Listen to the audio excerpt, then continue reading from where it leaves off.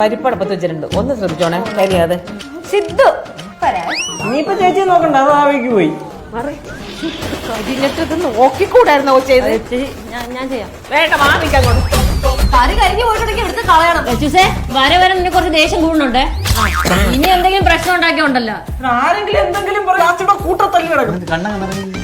വെറുതെ ചുമ്മാ വഴക്കേണ്ട ആവശ്യമൊന്നുമില്ല. ഇപ്പൊ എല്ലാരും കൂടെ ഒറ്റ കെട്ടി ലച്ചു ആവും. ചേട്ടാ എനിക്ക്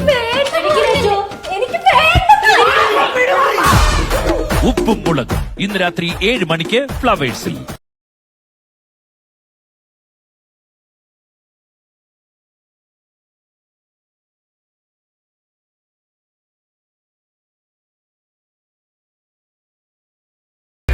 Da